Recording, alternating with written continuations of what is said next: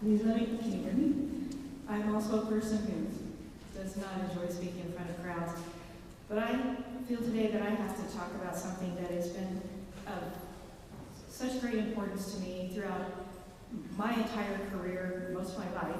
A career more than 35 years of working with people very much in need, including children born with disabilities, all the way through the elderly who have had strokes, who have found themselves very often in circumstances that they never expected, and with limited resources.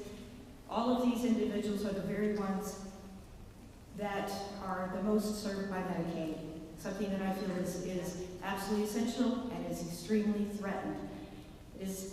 So I would like to just take a moment to talk a little bit about what that means in Alabama and what it could mean for the future.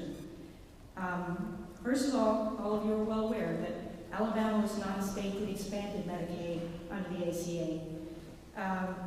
And by not doing so, the state has lost an estimated $12 billion that it would have received between just 2014 and 2020.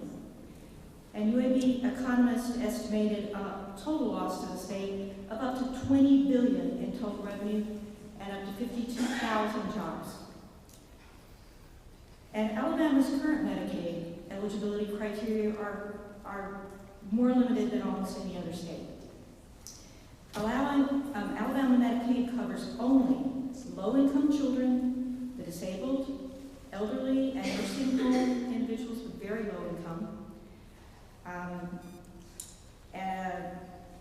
very low-income pregnant women, and some parents that make up to 13% of the federal poverty level. That comes to $365 a month for a family of 4.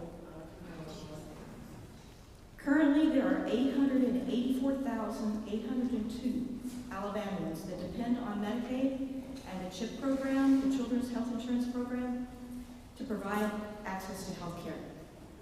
That is a huge number. Medicaid and CHIP cover 30% of individuals nationwide with opioid addiction. And another 25% of those individuals have no access to any kind of health care whatsoever, and would probably be covered under Medicaid if they could receive it. In April of 2015 in Alabama, there was a 38-member health care improvement task force that was created by Governor Bentley, and it unequivocally recommended that Alabama should expand Medicaid. This has been recommended for years now.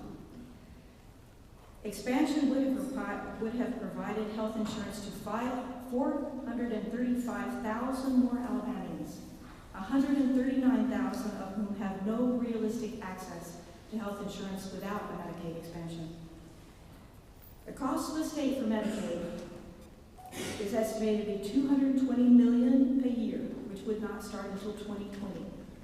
But that amount is dwarfed by the billions that have been left on the table in lost federal funding by not having accepted the Medicaid expansion. At this time, Alabama is heavily dependent on federal funding of Medicaid, and it provides at least 69% of the cost for Alabama's neediest citizens. Based on the proposed American Health Care Act and the current negotiations that are regarding a new healthcare system under the present administration, it's apparent that any future funding to states' Medicaid programs would be much less than current levels. There is no conceivable way that Alabama can make up for those budget shortfalls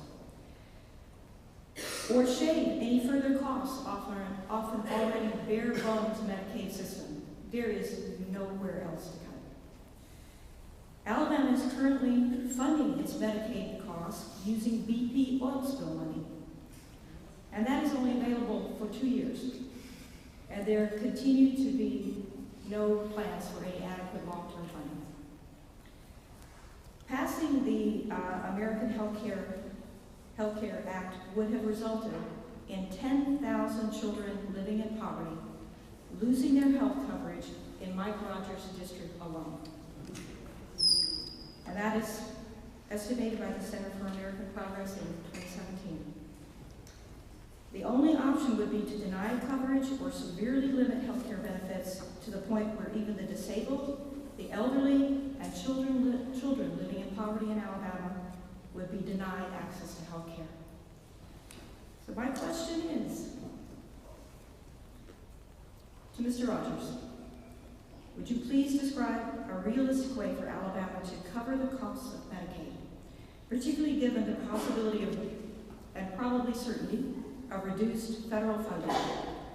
How will you address the impact on the children, families, and disabled members of your district who face the loss of this vital access to Medicaid in order to be able to receive health care services?